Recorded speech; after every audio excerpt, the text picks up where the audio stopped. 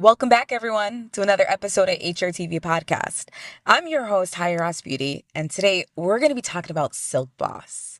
And to our subscribers, we hope you like this video. Don't forget to like, comment, and subscribe if you like hearing stories about dancehall and reggae. Let's get into it.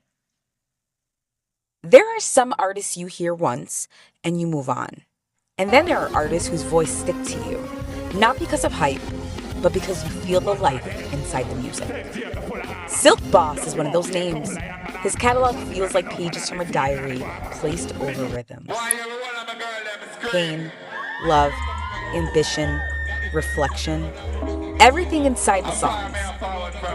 Today, we're stepping away from noise and focusing purely on the craft, the records, and the growth of the artist. Silk Boss's rise out of St. James, Jamaica, a place where music grows next to everyday struggle.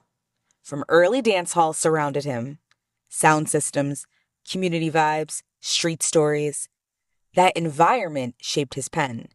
He never arrived polished or manufactured. The early recordings carried a raw texture. You could hear the hunger in the voice. People gravitated to him because he sounded like somebody speaking truth, not reading a script. Then came Mankind. That track introduced Silk Boss to a wider audience. The message dealt with jealousy, fake friends, and staying focused when success starts showing up. The song traveled from phones to parties to selectors, and his name started moving across Jamaica and the diaspora. Silk Boss doesn't fit neatly into one box. He DJs, he sings, he blends melody with street rhythm. Songs like Surgery and Life Story revealed a sensitive side rarely highlighted in dancehall. Instead of only tough talk, he explored heartbreak, family, pressure, and self-doubt.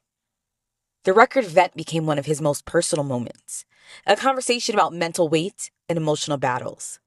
Many listeners said it felt like therapy on the rhythm. His link with Chronic Law on Last Breath showed how his voice can match with other storytellers to create powerful collaborations, not just catchy, but meaningful. Beyond the big singles, Silk Boss quietly built a body of work. He experimented with different producers, different tempos, and different moods. Some tracks leaned closer to traditional dancehall energy. Others felt like reggae-styled ballads. You can hear growth in the writing, from simple lines in early songs to more structured storytelling later on.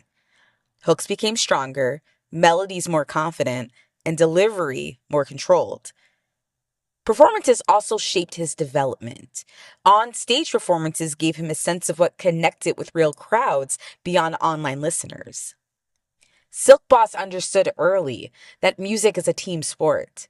Linking with other artists and producers helped stretch his sound. He collaborated with Chronic Law on Last Breath and has worked with top producers like Abroad Records and Top Ice on Category 5. Each collaboration acted like another chapter, showing how he could adapt without losing identity. International partnerships later opened doors for distribution and promotion beyond Jamaica, giving his songs a wider runway. Category 5 shows how he channels personal experience into his music. Inspired by the loss of his cousin during Hurricane Melissa, the song combines heartfelt lyrics with dancehall energy, connecting deeply with listeners who feel his authenticity. Beyond personal pain, Silk Boss also incorporates real-world storytelling, referencing events in the community in songs, which reflects his understanding of dancehall's role in narrative lived experiences. Silk Boss has been intentional about positivity in his work. He chooses themes that reflect growth, hope, and resilience, like in Surgery, Life Story, and Trust. Even when he references real events, it's framed as authentic storytelling, not drama, giving fans music they can relate to and learn from.